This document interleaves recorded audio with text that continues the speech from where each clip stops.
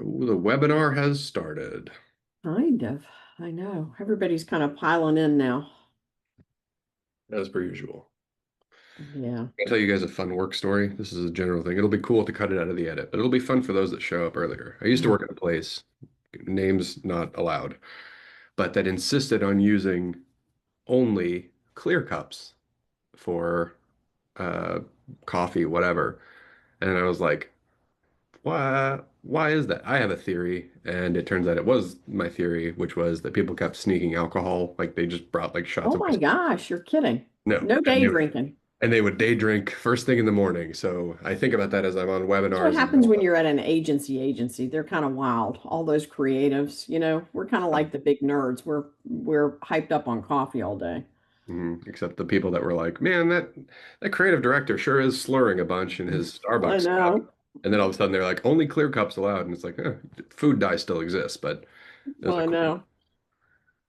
All right, guys, let's go ahead and get started. Welcome to Tips and Tricks Thursday with Ricky Cicchini, VP of Product. Um, we're going to talk today about roles and security roles and the changes that we've made inside the product in relationship to roles. So this should be interesting. So, Ricky, without further ado, I'm going to go ahead and let you take it away. Sure. Thanks, guys. And thank you, Safi. Yeah, so I'm Ricky Cicchini, VP of Product, and I'll run you through the usual spiel. I'll keep it pretty short, as usual. In general, if this is your first tips and tricks, welcome. Tips and tricks is not usually like this, believe it or not. Usually, I still tell stories about alcohol and coffee and stuff, but Yeah, we're not supposed to specifically, do that, Ricky. You have to have your mother, I'm like the office mom, on the call with you. We don't uh, talk about drinking and doing naughty good things. luck finding another bald guy in the IT space. I know. Anyways, tips and tricks, interactive sessions. So we're here to talk about specifically CSA Portal 365 stuff. This is a place to ask questions, right? Specifically about the product. Usually, this is where I say this is why this is not a usual one. Usually, this is driven by poll-based topics and stuff decided by you guys. So traditionally, this is not a session for feature requests and updates to stuff. But this time it is. This specific time it is. The only reason that this tips and tricks kind of got hijacked to talk about what we're talking about now, which is roles, I'll get to that in a minute, is because this is one of those changes that affects pretty much everybody in the product. And before this, right, we had our May tips and tricks. I was getting a bunch of questions on it. So I was like, you know what? I get pretty good attendance during tips and tricks. I get a lot of people that are on tips and tricks asking me how roles work. Two birds, one stone. I'm going to try to go through this pretty decently quickly. So that way, obviously, if there is still stuff after that is not related to security roles, tips and tricks Thursday is an open forum. Feel free to ask. Safi's here to help me with auxiliary questions, whether they're related to security roles or not. So if you have something, go ahead and just ask it in the Q&A, preferably. Chat's also okay, but if it gets really quickly, we kind of miss those. So Q&A is preferable. Yeah, and But see, I already had Hunter Rose, I guess Hunter Rose Wood raise his Mhm. hand, and I don't even know what that means. So put whatever you want to talk about inside the Q&A, and Yeah. I'll get it over to Ricky. I know now I've shamed him, and he's like put his hand down. Sorry. But yeah, so that's the gist of tips and tricks. Very loose format, if you couldn't tell from the demeanor. So this is again not some stuffy me telling you guys what to do. It's just me giving you the lowdown. So obviously this is for Cloud Radio partners only, aka if you actually own Cloud Radio. So I am going to do a generalism in our demo environment as per usual. If you have one-on-one questions, you have specific stuff on your roles, your tenant, your questions, your use cases, they are still valid. This is not the place where I go, I don't want to talk about that. But for the sake of simplicity, I can't necessarily show it. So if you're saying, how does XYZ work? I can show that. If it's how does it work in my tenant, it's not working, hit up your account manager success at cloudradial.com. They're going to route you and make sure that you actually get the support, whether it's from me or somebody else on my team. We'll head up after the call, follow up, and actually get you the answers you're looking for. So in either case, be thinking about these as generalisms. And again, let's talk about what we're here to talk about today, which is, yeah, security roles and role assignments. And again, that sounds fancy. The reality is we've beefed up really kind of intricately the permission system in CloudRadial. Remember when we first started, Ricky, we only had two. I'm going to You were get to either an that. admin or you were an Mhm. everyone. And that there's a very specific reason again why I've chosen to hijack tips and tricks kind of with this stuff. So again, specifically, I'm going to talk about the what and why of the roles, the best management practice, and use cases that are actually going to probably come up to most people to some degree. And yes, Safi, I wanted to actually start with that before I go into anything else, which is this is a really important topic because CloudRadial has gone through not one, not two, but this is the third iteration of roles. We're in a pretty stable spot. We don't really have anywhere else to go from here. This was the big Band-Aid rip.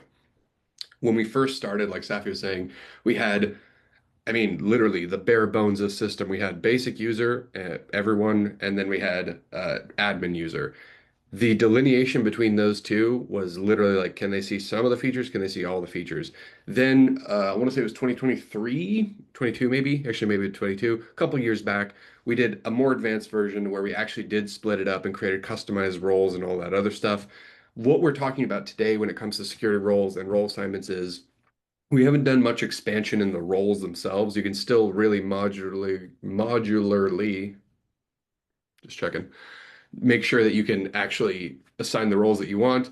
But the role assignment, which is the new thing, is going to help you scale that assignment because we've always had logistic issues of how do you quickly assign the proper permissions to the appropriate users in CloudRadial without reinventing the wheel and in general in a way that scales up with you, right? So being flexible, being usable, and also it was a really big milestone for us because a lot of our partners, especially maybe even the partners on this call, as they get more and more mature, you have more and more need for this stuff, right? So covering the three use cases that I've mentioned right here, you can see these, the highlighted tier one tech account manager, specialized access. This usually comes into play when you have something that you're like, I want someone to be able to access some of my companies. And primarily these roles assignments are for you guys. They're not necessarily how to make somebody a billing user versus how to make somebody a point of contact administrator. We'll cover some of those.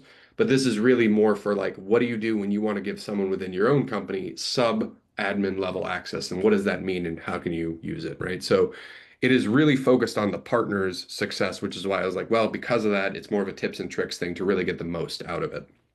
So that being said, let's take it to the battlefield right here, aka an actual tenant, and we'll go through it. And again, as per usual, I'll go through my spiel, try to be relatively quick, even though I want to make sure that I leave ample time for questions and stuff so we can get to other stuff. I don't want to necessarily take all the time, but every time I say that, I lie and I fail. So we'll see. I'll point out that I'm aware that I speak pretty quickly and I go through a lot of topics. So I want to point out that I revamped a couple weeks ago all of our documentation around roles and role assignments. So cool if you read it, and if you didn't know it exists, I have it in the second tab pulled up in our knowledge base.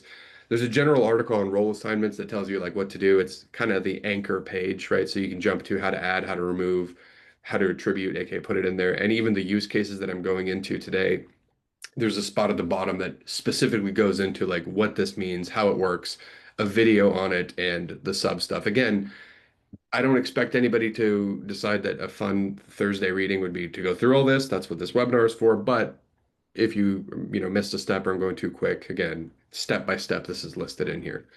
So without further ado, let's take a look at what we're actually looking at here. So a couple of changes covered in our most recent update that are kind of note is one of them, the partner button has gone all the way up here. Why? Well, because most people monitor that thing and they actually want to make sure that they can get to partner easily. And that's really important for me because if they can get to partner easily, they can do stuff easier in the portal. The majority of the conversation today is structured around partner security because that's where role assignments and roles live. So if we look at roles as a general rule, let's start there and we'll come back to role assignments. Roles haven't changed all that much. Again, these are the actual specifics of how you assign permissions to a user. You can see that we have core system roles, and there's four of those. There is the basic user, there is the partner administrator. This was formerly called owner. We changed it because we wanted to be super explicit into what this is. This is the partner, what we call you guys, not clients, not MSPs or whatever. We call you guys partners. And then the other ones that change from owner, company reporting, that's your point of contact administrator, your view only company admin, that hasn't changed. And then company administrator is an impersonation role. And we're going to get into the nuances of that. That used to literally be called impersonation. And again, you'll see how that plays in. Anything else you have on top of that is your own custom creation. This is a good time to state that even though this is CSA, sorry, Tips and Tricks Thursday is a CSA and Portal 365 webinar. This one specifically, unfortunately, is going to be kind of a CSA focused one because Portal 365 actually can't create custom roles. So specifically, we're looking at the use cases for CSA, starter, professional, and we're going to talk about the enterprise, whether that's worth it for you, the extra little bonuses they get. But for the most part, every use case should be applicable to any CSA client. Um, Again, I'm not going to explain roles because for the most part, everybody who knows a little bit about roles in any system knows the gist. I'll go over it super quick. When you create a role, you call it something, and then you literally get to decide what access level that person has to it, right? Again, that's been a thing in CloudRadial. This is not a new feature. The difference is how you assign those at scale and kind of some of the stuff that's changed. So these right here are the make and breaks of the new role assignments feature. And to wrap our heads around it, I want to kind of showcase how these have traditionally worked, and then we're going to work why those use cases are going to be pretty useful. So in a traditional, again, deployment of CloudRadial, what you do is you usually go to usage and users within a company, right? So in this case, we're within our partner company, Azure Technology. When we go to usage users, you got all these different users, and this is again within our company as the MSP, as the partner. So most of the people here are going to have some level of access. If they can see the partner drop down, they probably are some kind of administrator. But we want to get to the point where we're going to pick a person and to say we're going to make them like a sub-level administrator. So in this case, we're going to take, let's see, I haven't seen Joe Customer in here before. Let's see. If I impersonate Joe Customer by clicking on here, what do I see? Joe Customer is a basic user. Wonderful. We're going to use them. And they're a basic user inside of Azure Technology. So in our use case, and I can click on Joe here, and I can see a little bit about their roles. They have a tab for role assignments, and we can see that they are just a user. So that means that fundamentally there's no real difference between them and a regular end user in another company. Our goal today is to evolve Joe and show what Joe can do. So my first use case that comes up relatively often, especially in the more interesting use cases, is Joe is, we're going to pretend now Azure and we are an MSP. Joe is one of my tier one technicians. I want Joe to be able to go and support companies, to be able to help them submit tickets, uh, to help them maybe troubleshoot some of the portal stuff, and that's about it. I want Joe to be able to be helpful to my customers, and I specifically want Joe to, if he's fielding tickets, whether it's by phone or email, maybe he wants to log into the portal, impersonate one of my end users and submit a ticket on behalf of them. So how can we go about that? And again, this wasn't possible before. Before it was either give Joe full power, full admin access like I have, which means that Joe could have gone and modified my tenant settings. He could have gone and checked the PSA connection stuff that a lot of MSPs are like, I don't need everybody doing that. So we need to give him less power. Hey, Ricky, Tell me. got a question here I want you to address while we're sitting in here, but Mhm. Kathy Hewitt said, can we add a column under users To see the to roles. see the assigned role? Yeah, me too. Trust me. Yes. The answer is we're working on it. They took it out. I don't remember why, but at the same time, even internally, we're like, bring it back. What are you doing? Because right now, what Kathy's talking about is there used to be a role. You're not crazy. There used to be a column that said the roles that they had, right? Part of the, I'll call it issue, it's not really an issue. We need to just figure out how to clean it up. Is that with this new role assignment stuff, and we're going to get to this in a second, you can have multiple. So when we got to that, what ended up happening is when you have multiple roles, you can have user and administrator and this, and again, we'll see how that all shakes out. The display of that ended up being horrible. So it's just a matter of coming up with a cleaner column. And because we had committed to sending this out by the beginning of June, I think they were like, we'll figure it out informally between me and you guys, the tentative thing is just to probably list if somebody has multiple roles, just say multiple, prompting you to click in or come up with some kind of more clever technology. But you're not crazy, and I hear you because I have the same problem. I'm like, hey, which one of these guys is an administrator? We'll talk about how to look at that at scale, but at the same time, it is annoying trying to play guess the administrator by going, Derek? Ah, I guessed right. That was a complete guess, but I'm with you, so I totally get it. The real fix for that right now is to go to partner clients, but we'll talk about that. So again, sticking to our main use case, the goal right now is to take Joe Customer and to turn him into not a user, but an administrator. So we have to get a couple things under our belt. We know the goal, we have no idea how to get there. So let's take it step by step. And this process Even though I have three use cases, these will get faster because we do the same thing every time. It does take, especially for partners that have been with us a while, it does take a little bit of adjustment because there is a little bit of a fine-tuning period, but it makes hopefully a pretty good amount of intuitive sense if you grasp it. And that's why I want to do the tips and tricks on it. So Joe customer will leave his tab open here and we'll keep refreshing the view to see if Joe's view changes to the way that we like it.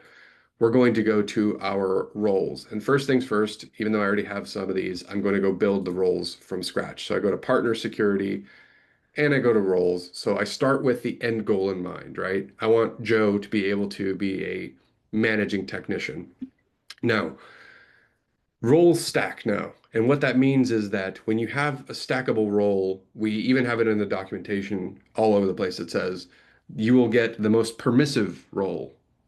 What does that mean? What does most permissive means? It means that if you give Joe user access like he has right now, and another role gives Joe the exact same user access, we make user two for whatever reason, but that user two also has, I don't know, the security tab. Joe is going to have everything the same plus the security tab. So it'll take all of their roles that they're assigned and basically go, got it. I'm getting this from this one. I'm getting this from this one. And it'll give them all. If you give somebody user and you give somebody partner, both, where you give them a super high level access and super low level access, they will always take the higher level access of anything.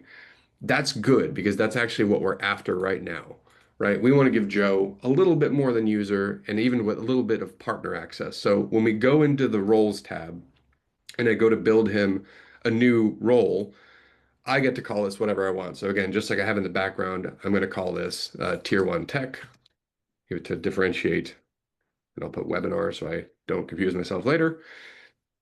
Speaking of confusion, if you're working with a team, and this is going to be more applicable to bigger teams, you're going to want to make sure that your names for roles and your descriptions are super clear because the ultimate goal is once you create these once, you're kind of done. This isn't one of those features that you're coming back to all the time. You kind of set it and forget it based off the need. So cool. This is a new thing. Default role for new users means that in addition to everything we're going to show today, we've also added an option to make roles default. It doesn't come up super often, but what that means is that if you have a specific role that you create, say you don't really like the user role, or you really don't want to modify everybody's feature set and you don't want to have the university show up at all, you could turn off the university for the user and make that the default role for your new users. And then starting then, if you don't define a role for that user specifically, they're going to get the new default, which can be good, right? Again, you can give people more expansive or more restrictive properties as you need. In pretty much every use case that I work on for MSPs, that's not relevant, right? We're not trying to make technicians the default role out of CloudRadial. So I strongly recommend for 99% of people to keep user the default, but it's cool that we've added the flexibility for the couple of partners that requested more flexibility there. So heads up, this button exists. It works very well, but don't use it unless you're absolutely sure you want to use it. This is the main point of the webinar for me. This is what's really cool. By giving roles these permissions, what we've now done is we've allowed you to define what this permission or this role can do. So for the sake of this role, because we want this Joe customer to be able to impersonate users and submit tickets on their behalf from the portal, I want to give them impersonate user. That's going to allow them to impersonate users in any company except for the partner company, because that defeats the purpose, right? I don't want to give Joe impersonate user and then he can just go impersonate his boss and mess with settings. That doesn't work. This is only for end users.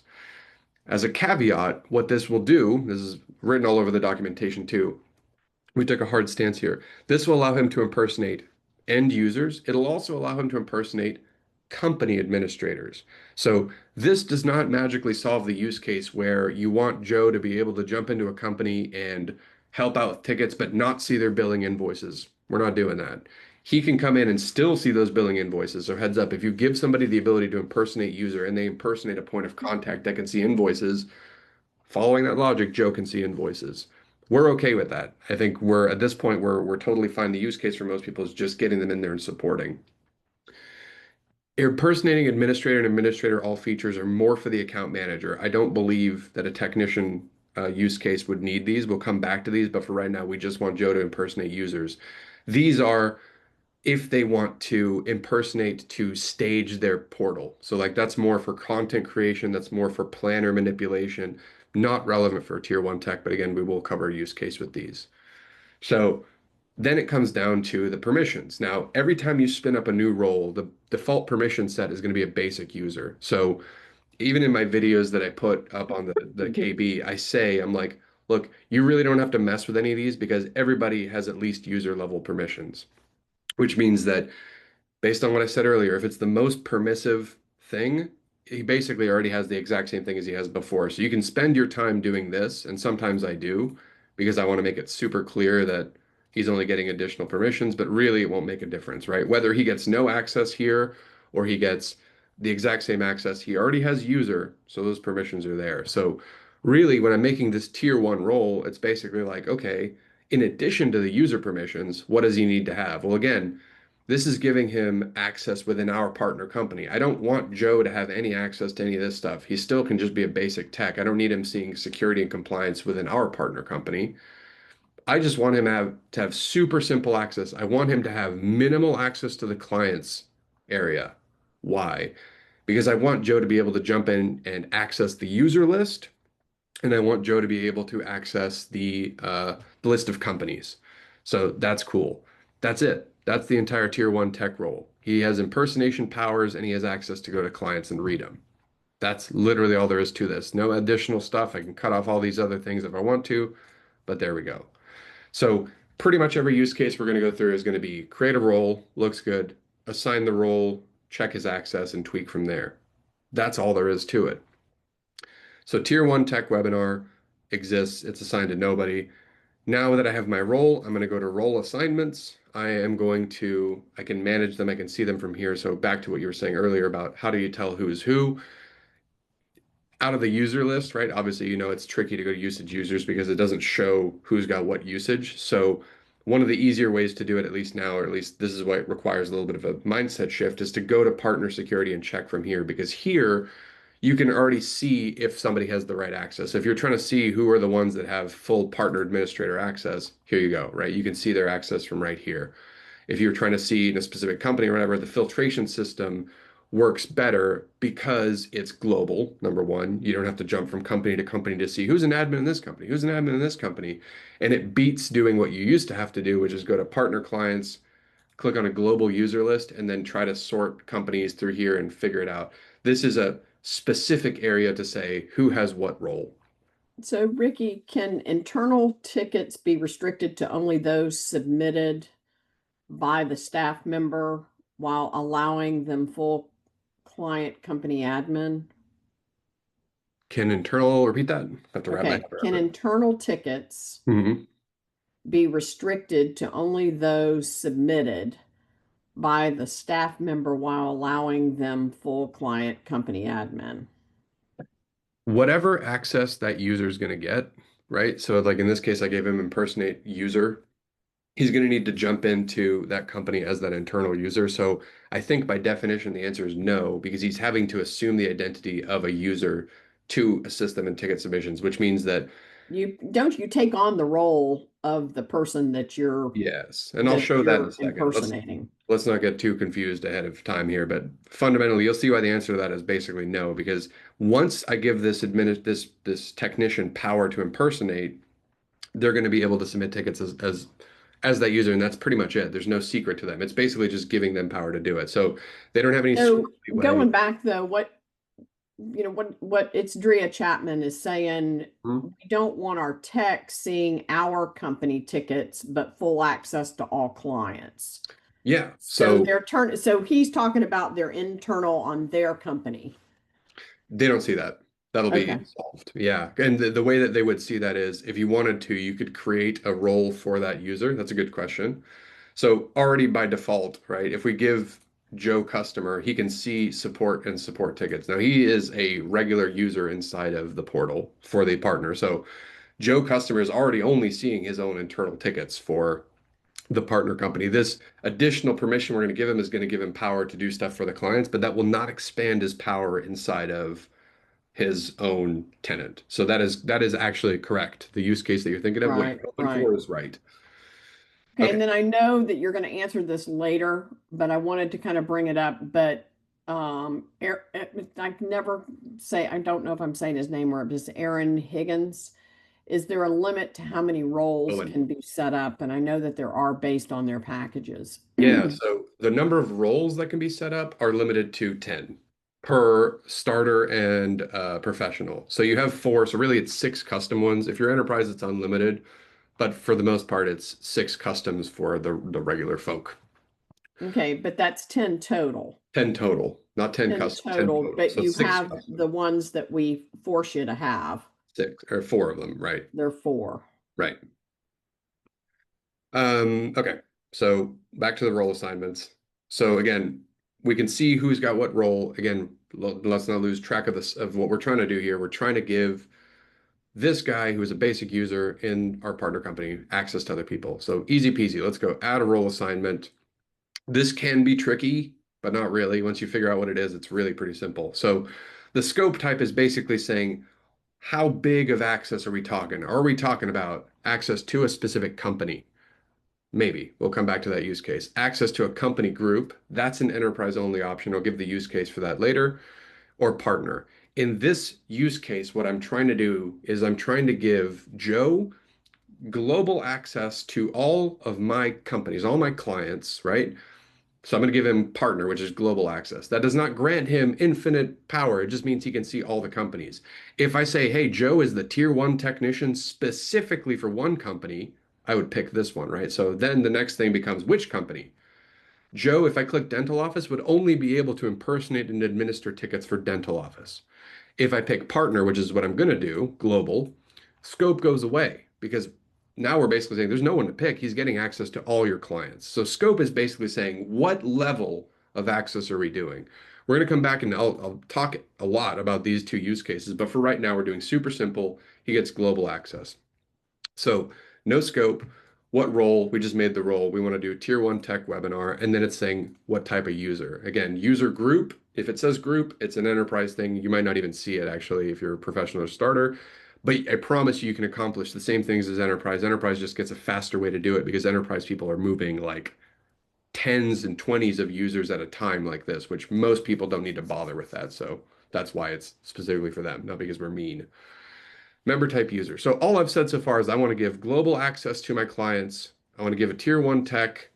Which one specifically? So you're going to see that it's all Azure technology people. I'm picking Joe customer. So when I review it, it's basically saying I'm going to give Joe customer the tier one tech role. Scope is Azure technology. Really just means it's partner level. So it's like what that means now is that he should have access when I go through with all this to see partner tab. And then when I click on that partner tab should say, access. Oop, dang it, I clicked out. Sorry. It should say access to all clients. So again, once again, tier one tech webinar, user, where's Joe customer? There he is. Review. Okay. I could verify it. He's in there. I'm sure it's somewhere in here. Tier one tech, or sorry, for webinar Joe customer. So to verify what I have his tab open. I'm going to refresh. What I expect to happen is he shouldn't get all the permissions.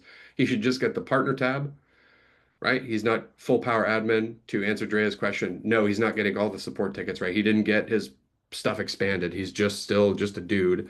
He only has the clients tab. He only has read access to the clients, but I gave him access to all the clients, read only, right? So there's no ad, there's no nothing here.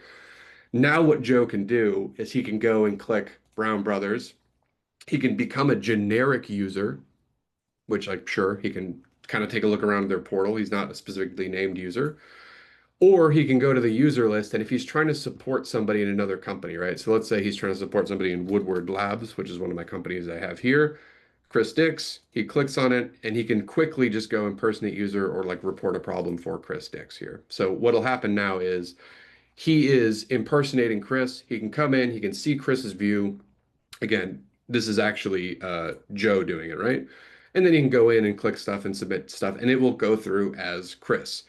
If I wanted to do the same thing, and this is where it gets more complicated based on y'all's use cases, and this is what comes up often, you may want to restrict Joe to specific companies. Now, if you get more and more mature MSPs, what we've run into a lot, and this is why this feature exists, is we run into MSPs that say, I have technicians and account managers that are limited to subset of companies A, subset of companies B. So Joe's territory might be companies A companies, and then Timmy's thing might be B, and then Sarah's thing might be C, right? So that's not the use case right now. This is the simple one, just saying give them access to whatever. So this accomplishes a use case that was not possible a few weeks ago, which is let somebody manage and impersonate and assist with that ticket submission and some troubleshooting in the portal without giving them full partner access. So a restricted view, more secure for a specific purpose.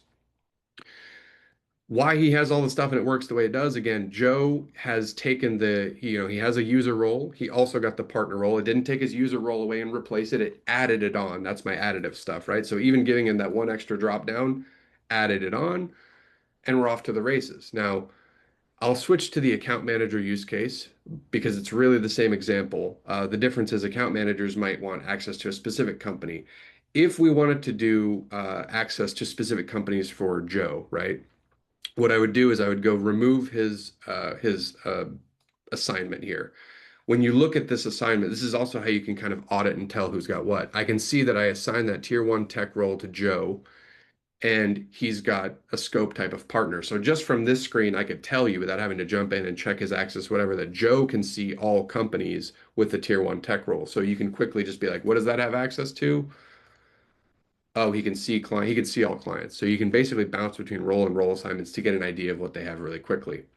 So, Ricky, did you see there's another question there from Marian Tomasi, which Please. is, can you see the account manager role?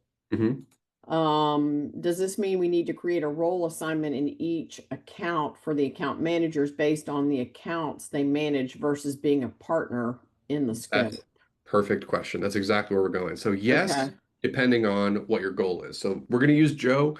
This is why it bleeds the line because the difference between, again, looking at me, account manager and technician is really what their intent is. But when it comes to that, it's the same thing across whatever role. So you've got the global scope. I think that makes sense to everybody in the sense that like when you hit partner, it means have at the companies. You've got full access. Let's say we're very specific now, right? We don't want to give Joe access. I just took it away from him. I deleted that scope from him. So when I refresh, what I'm expecting is he should be missing the partner tab, I think. Wait, no, I never. Yeah, no, I still didn't assign it to reassign it from him. Sorry. So in that use case, let's go back and delete his tier one technician role assignment. So now I'm going to click it, delete it. That works like everybody else. Note on this real quick. I'm going to get to that use case we just talked about.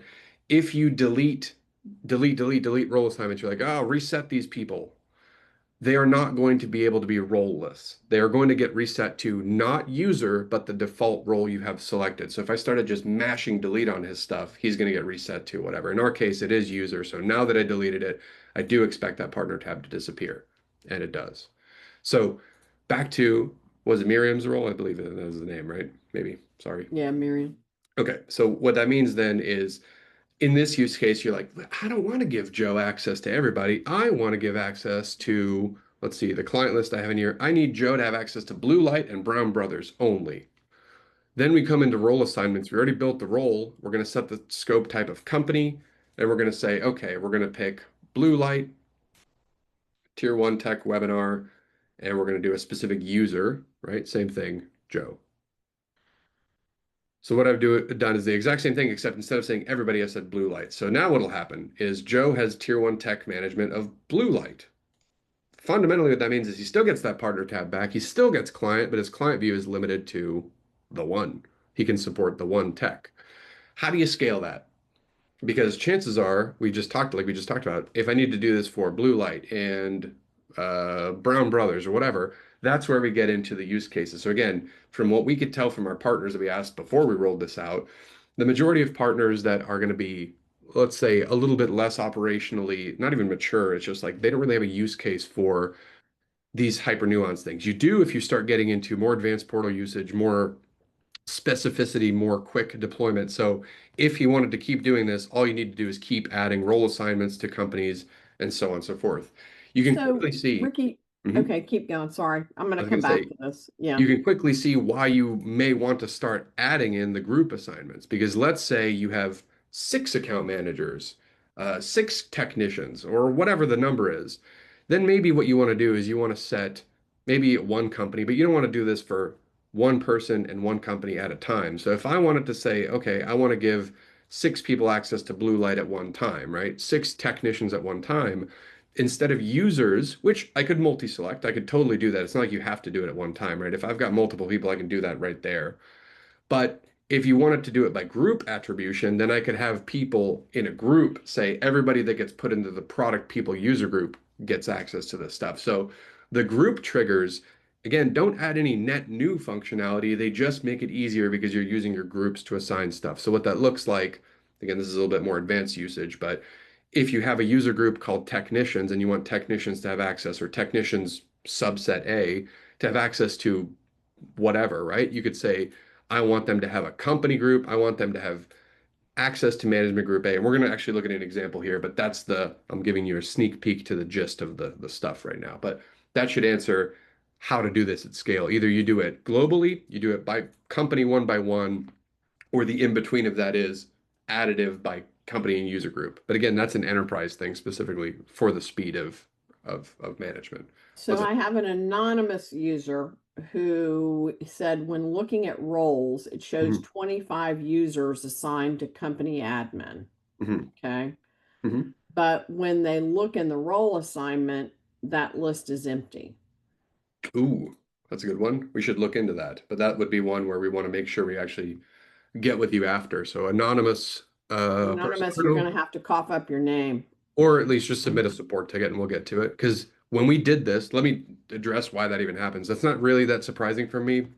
When we swapped from the other permission structure to this one, we did it actually months ago, which is funny because people are like, "Well, you changed it." We changed it months ago in the back end, and then we migrated the names and everything else there. We had an issue when we did the first initial migration where, like, deleted users would still show up in the system, like they would be soft deleted, so you'd see 25 even though it was zero. Chances are in your case, and if anyone else sees that, there's probably some soft deleted users that was how much there were and now there's not or something like that. And then usually when you put in a support ticket, we just go in and clear it. It's not going to affect anything. They're not going to get ghost access or anything like that. It's just we have to clear your database. That's it. Good question though, because I don't want people. Yes, I've got a couple people that have had the same issue. Yeah. So what do you want me to do? Send them to support? Yeah, in that case, if you know it is, you could do either success or support. But if you email your account manager, they're going to open a ticket with you or for you. If you have that specific issue, just send it to support at cloudradial.com and just mention that, right? Say, hey, I've got this role, whatever. And chances are our support team is just going to get with our developers and they'll just run a script to clean up your database. It's pretty quick And and good. then would you give us the difference between why we have both a company admin and a company administrator role? What the difference between those two are? Company administrator is the actual default role, right? It has the system default one that is in here, and that is the one that has replaced impersonation, which the technical reason for that is when you look at what a company administrator role, not admin, is they are locked in to impersonate users and do all this stuff, and they have full permission here. This one is decided that when you go into a company and you modify it, the use case for this role is for that user to be able to go in and modify, like add apps or whatever. That's more the account manager. And we'll get to that use case right there. The company admin role, I'm not sure why so many people have this. This may be a remnant of something else that we used to do, but it's kind of irrelevant because fundamentally it's something that I don't even know why this tenant has it, to be completely honest. Like it's kind of redundant. I want to see who even has that role in the first place.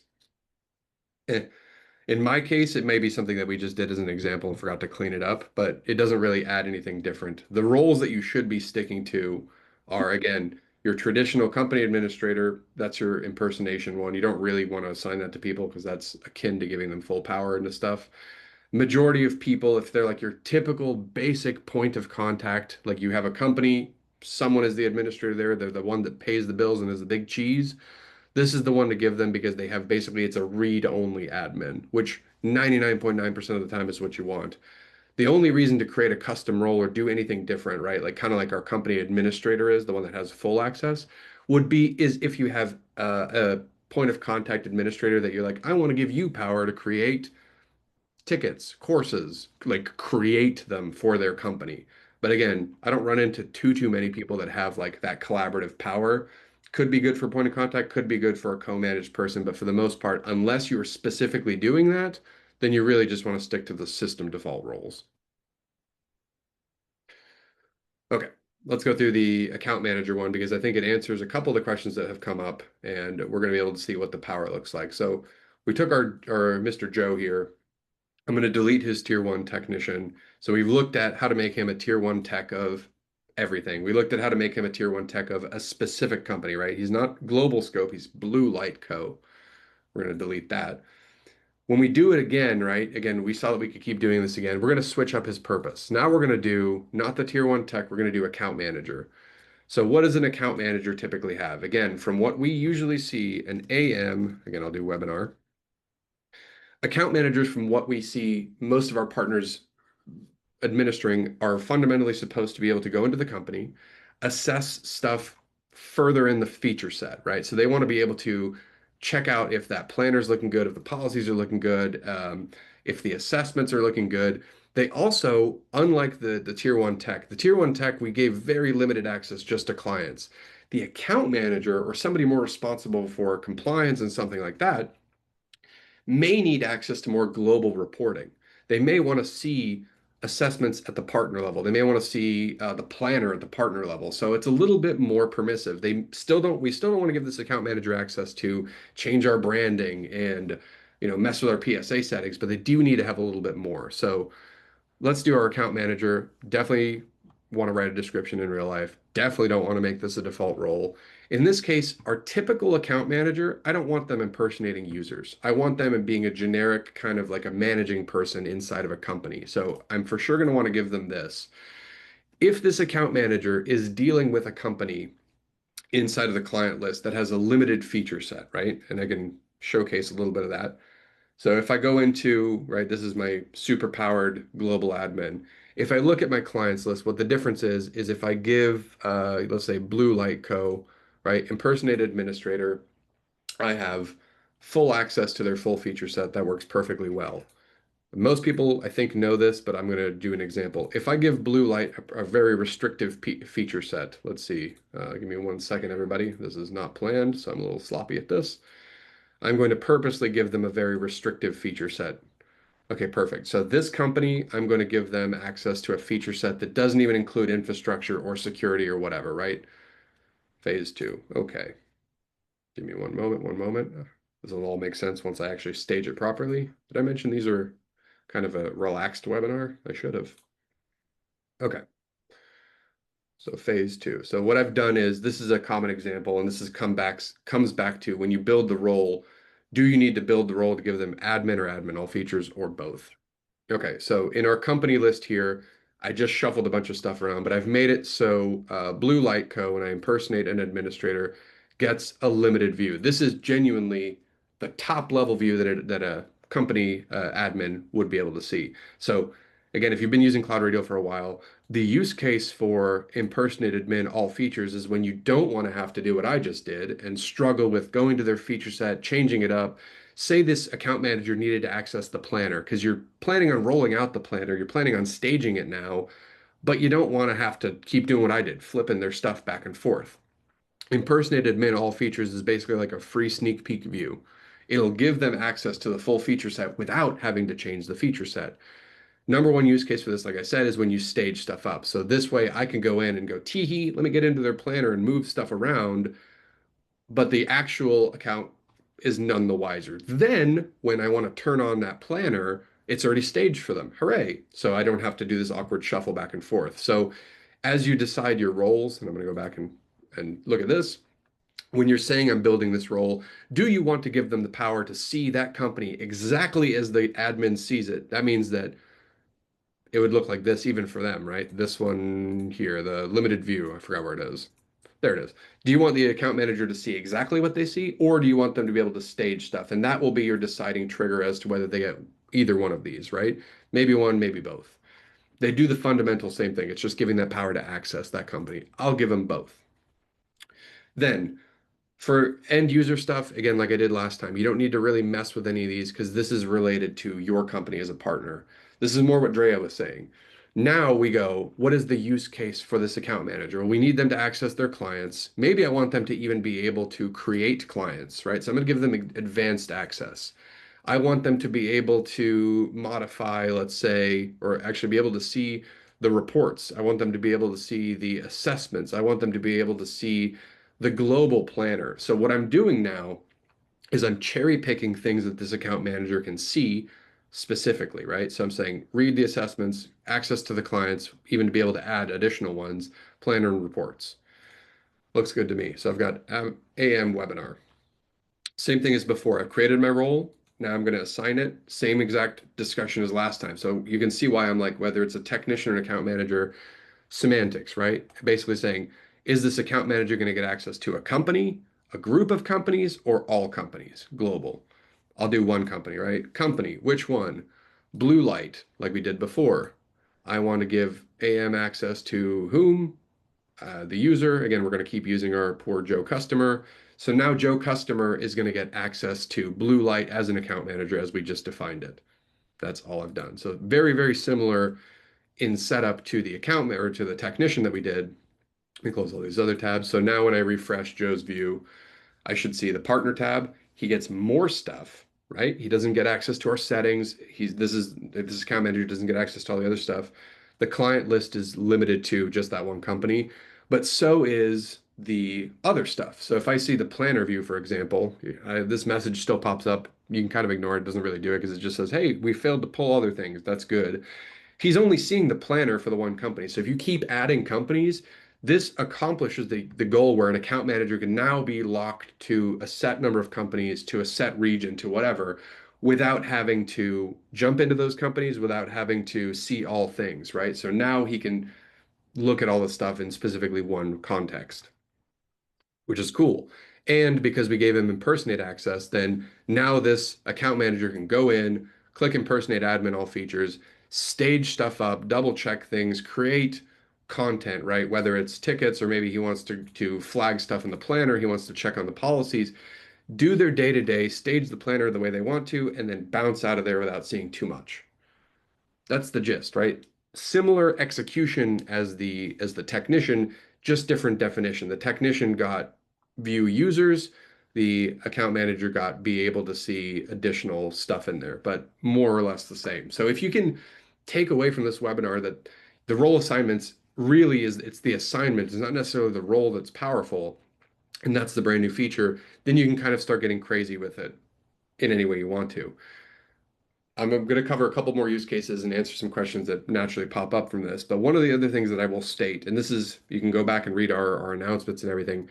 The great news about this is if this is blowing your mind and you're like, I hate this, the good news is we didn't change anything about the old way to do it. And I want to address that now. Meaning, if you're like, wow, this is above my pay grade and I don't want to have to think about this. And the way I used to do it is I used to have companies and I used to choose which users were the important big cheeses in those companies without having to do role assignments and stuff. You can still do that. If you go to your users and you're used to doing it maybe in the usage users area, right? You used to go to a company and pick Eric Prince. All you have to do is go to the role assignments, add it, and then click the additional roles that they get, right? So if you want to make this guy the point of contact company reporting, you certainly can. Cool, he's got it. If you impersonate him, he's going to have the usual access. So if you are hesitant and you're not really sure how to use this, basically ignore this entire webinar. This is to help you get super powered in the way that you can assign these, but we didn't break the old way of doing it. Other than the column thing, which I agree is annoying, for the most part, it's exactly the same plus functionality. So rejoice in that sense. When we get back to this account manager, again, the use case, we've already covered the global use case. So let me show a little bit of enterprise stuff just to show why it can be helpful and why it's valid. So if I run into that scenario where I was talking about, you've got the tier one technician or the account manager, or whatever have you, where's the account manager right there? And I don't want to have to add my 5 account managers to my 10 companies every time because that kind of gets hairy when you're doing this at scale with a large group of stuff. What I can do, let me delete this role assignment to keep things clean. What I can do is I can assign it by group. Group assignment is sweet because it's kind of set and forget. When you look at your client list right here, right? Let me back up. If anyone's been using CloudRadial for more than a day, you know we're really big on the company groups because these groups are how content gets assigned. These groups are how a lot of people manage their stuff. So when you take a course, when you take a QBR planner item, when you take a policy, you can say this applies to my everybody or only my Spanish companies or my Microsoft 365. The best practice today is to take companies also and group them up the way that you like. So you can see that I have these companies organized by management group A. So in theory, if you had regions, if you had whatever, you can group them up here, whatever way you want to, right? Not every company is in management group A. So the gist now is that if I went to that security role, I added the role assignment and I said, hey, I want it for a group. I want to make sure that management group A, I can have AMs for the webinar, right? You would say A account managers or B account managers, whatever your naming convention is. And I want to do users or user groups, whichever one, right? Same concept. I can say that, hey, Joe customer gets access to manage anybody in management group A. The reason this is sweet is because you're really kind of not really having to mess with roles ever again. When you go back to Joe and he refreshes, he should have access in his client list to all of his management companies, right? He's got them all. And then what that means is that I'm basically done using security rules, and all I have to worry about is when I add a new company or I look at my existing companies, if I go take, let's take CloudRadial info, and I go chuck them in the account management group A without having to think about it, without having to go back and mess with those role assignments. When I refresh this page, we should see CloudRadial info show up in his list of managed companies. There we go. Is it cool? Yeah, it's cool. Is it fast? It's definitely fast. Is it necessary? No. You can still accomplish this without CloudRadial Enterprise, but you can see why if you're an enterprise client moving in a ton of account managers and techs here and back and forth, doing it by group assignment is more scalable. I'm not going to spend too much time on this because I know we're running out, but if you've ever used type mappings, that's another really important thing with this update. Type mappings are primarily used for ConnectWise and Autotask, and primarily even on top of that, ConnectWise people. The reason those are sweet, and I'll give a quick mention, I encourage, if you're not familiar, there's not enough time to really cover the deep use cases for these, but check out our documentation on them in our KB. Configuration type mappings basically take the types that you have in your PSA and map them. They assign them the roles that they should respectively have inside of CloudRadial. So they can be really fast, even faster. So if you mix all these together, you get something really sweet where like I'll use ConnectWise, but it in theory works without PSAs the same way. If I have my traditional point of contact user in the PSA, I can choose from here to say, hey, I want to add them to this one, this user group, and I want to automatically give them this group, and I want to do all this stuff, assign them the appropriate role, and so on. That applies to your customers. It also applies to your internal people. So if you've gotten a PSA contact type technician or account manager, type A or whatever, right? You could still do the exact same thing, go, hey, they're going to get type manager or manager thing mapped over. So long story short, this is a completely optional thing, but for the enterprise customers that I've worked with, this is a lifesaver because the usual scenario here is I already have in the PSA my users kind of mapped appropriately. What we've done is we've sped up the process of assigning those users in CloudRadial, right? Because when we sync in users from your PSA, we don't know if John from company A is an admin or a user. So this speeds it up, but at least role assignments give you a quicker way to highlight those and send them out, right? Again, the upgrade of this whole strategy compared to what we used to do before is before role assignments ever existed, the only way you could assign users is when you added the company, you basically had to peruse their list, click them, and make them admin. Kind of slow, right? So now you can do that from security roles. You can assign stuff. You can do it from the user list. So we've just basically opened up a bunch of ways to do it. So whatever way works best for you, you can. If it's overwhelming, don't worry about it. Do it the same way you've been doing it. And it kind of gives everybody what they're looking for. The last one I'll do that's super quick because it's not really relevant. Again, 99% of people I work with just make their non-partner users. So now we're not talking about the Joe customer. Now we're talking about making somebody inside of a regular partner company a role, right? So now we're saying like if I have a client, let's just say Evans Paints, I got 4 users in there, and those users right now, if I type in Evans Paints, right, including login token, which I guess Evan's doing his personal Gmail. Sorry, I'll blur this out later. But say I want to make Jared Woodward at Evans Paints like the billing person, you could still do it traditionally, which traditionally means you go to the partner clients users list, you click on Jared, and you make him a user from here, whatever type, right? He's a billing guy. Cool. I pre-made that role before. Or you could use role assignments. You can create the role for your average end user, and you can do it from here. You can still say, hey, I want to make somebody in a company, in this case, we're going to do Evans Paints, a billing person, and then it's going to go who? A user. I want to talk about this as the last closing note because I've gotten some confusion from here. You can see I can make Jared a billing person from here. Would you want to do that? For me personally, I'm telling you guys as the VP of product, it's a toss up. I think personally it's more familiar and faster if you've been using CloudRadial to just do it from that client's view. Role assignments are really effective for you guys beefing up your own internal people to do the account manager, the technician, or whatever type of use case. That's the primary use case of the feature. It's not really to do this. We're not really intending role assignments to be your fast trigger to make regular people admins or whatever. You should be doing that when you add that company into your portal. Going through the user list should kind of be a standard protocol to making sure everyone has the right access. But if you wanted to do it, you can do it from here. There's no reason you can't. It just makes it a little tedious. Mm. The reason you see your own company in here is because we always show the partner company in there. So theoretically, if you wanted to give Chris or Clayton billing access to this portal, you can. They won't be able to get in here unless they have partner client access to jump in. But you can basically quick trigger any one of your own company users in there. Again, the use case for that will come up when you're really heavy in this, but for right now, don't worry too much about it. It's not a bug or a mistake that you're seeing your own company always show up in the roles, even though I specifically said in Evans Paints. There's probably a separate video and article I'm going to do on that specifically as to the depth of that, but for right now, that's the gist. So, Hey, Ricky, going back to when you were talking about type mapping, the mhm. article that you referenced, was it Jared's art, the one that Jared just recently updated, which is just mapping PSA types to roles and US and user groups? Mhm. Should be the one that Jared probably created pretty recently. It's basically just saying Okay, how to that's do the it. one somebody asked about, and Yeah, I put it in the chat, and I wanted to just verify that it was that one yeah.